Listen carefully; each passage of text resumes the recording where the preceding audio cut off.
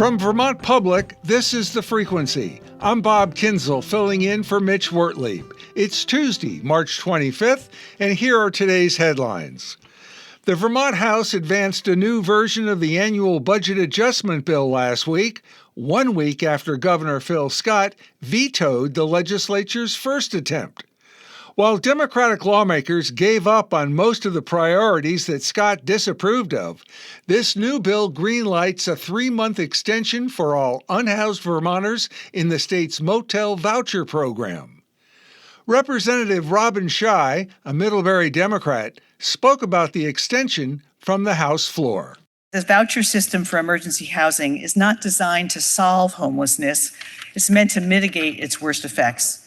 It keeps roofs over people's heads.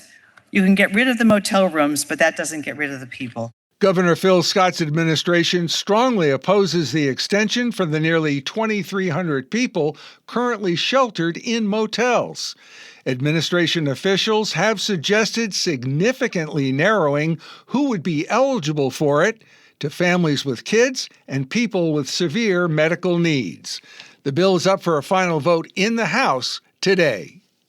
Brattleboro residents on Saturday rejected a 2026 budget proposal that would have raised taxes by about 12%. Brattleboro has a representative town meeting, and voters are elected from among 3 districts.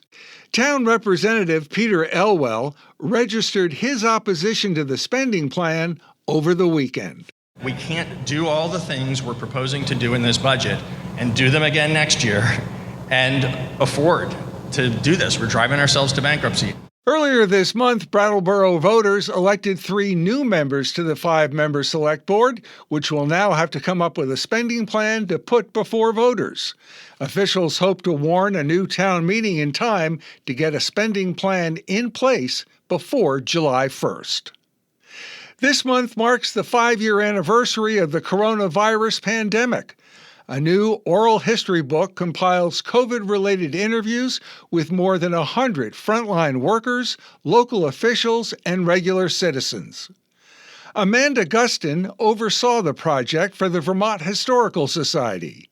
Yesterday, on Vermont Edition, she said she started thinking about documenting the pandemic this way during that first spring of 2020. That's one of the beautiful things about oral history, is that it allows us to connect to other people on that deeply human level, and it allows you to emotionally and personally connect to someone in their unvarnished own words about their experience. The book, Life Became Very Blurry, An Oral History of COVID-19 in Vermont, was edited by the award-winning author and historian Garrett Graff of Burlington. It comes out today. And the Burlington Police Department has a new leader, at least temporarily. Former South Burlington Police Chief Sean Burke started work as interim police chief yesterday. Burke spent 6 years as chief in South Burlington, but has 2 decades of experience in the Burlington force. Former Burlington Police Chief John Murad led the department for 5 years. The city is searching for a permanent replacement. And coming up, spring is officially here, which means flower farms are gearing up for the season.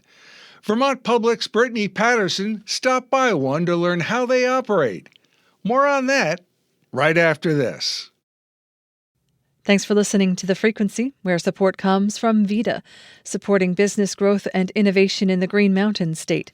From agriculture to manufacturing, energy to food production, find solutions that turn your business dreams into reality. Visit VEDA.org and see how VITA can help make it happen.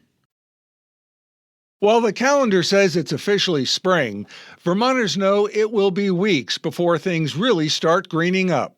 But there are subtle signs the Green Mountain State is reawakening. Sap is running, snow is melting, and tulips are blooming.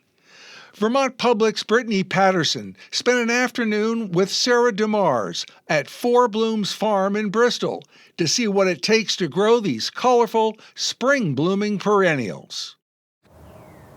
Why are tulips the spring flower?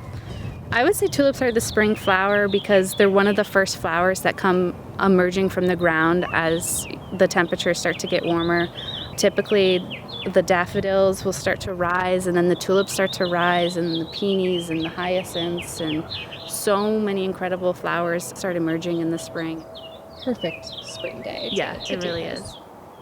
When spring comes, it just feels like a new year, almost like a new chapter, a new beginning. All the things that you reflected on the past year are finally going to come to life. And so with that, there's a lot of energy, there's a lot of motivation, there's so much excitement, and then there's also a lot of work.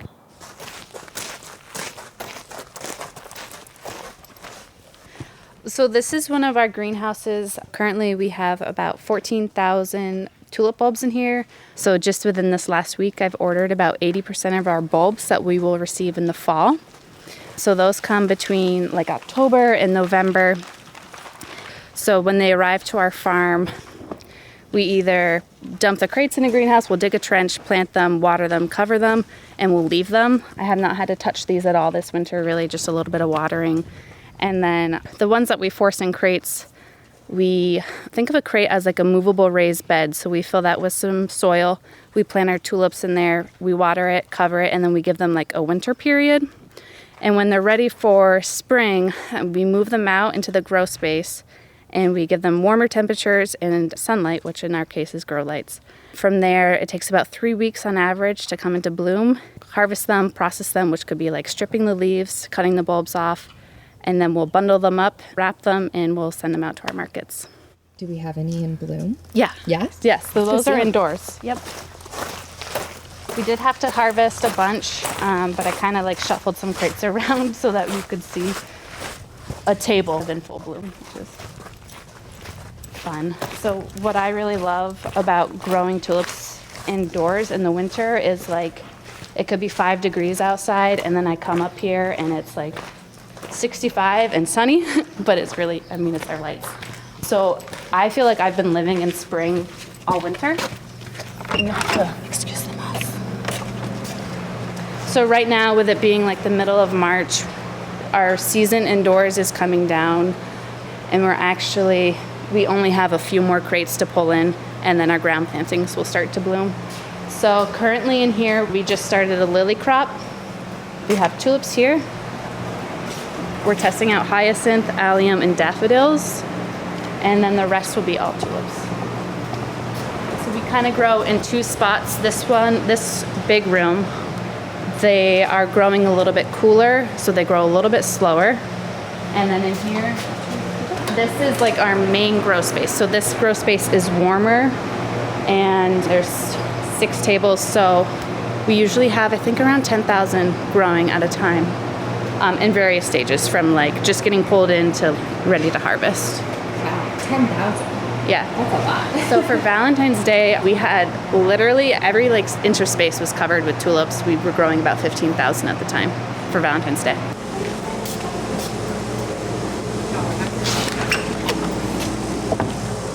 This is kind of like our crate tower. We had over 500 crates that we planted with tulips. So this was our cooler, and that was chock full.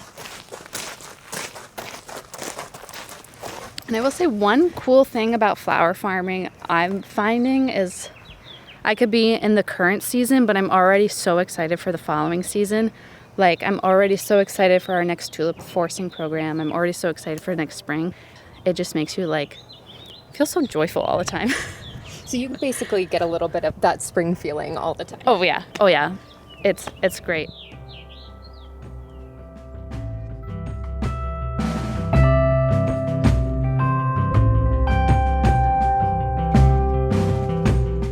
That was Sarah DeMars with Four Blooms Farm in Bristol, speaking with Vermont Public's Brittany Patterson.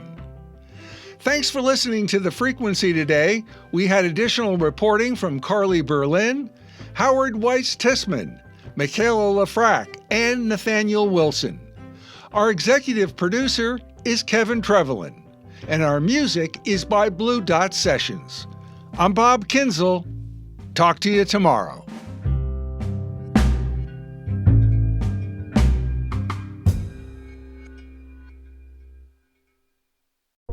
Each morning, It's a new opportunity, a chance to start fresh. Up First from NPR makes each morning an opportunity to learn and to understand. Choose to join the world every morning with Up First, a podcast that hands you everything going on across the globe and down the street, all in 15 minutes or less. Start your day informed and anew with Up First by subscribing wherever you get your podcasts.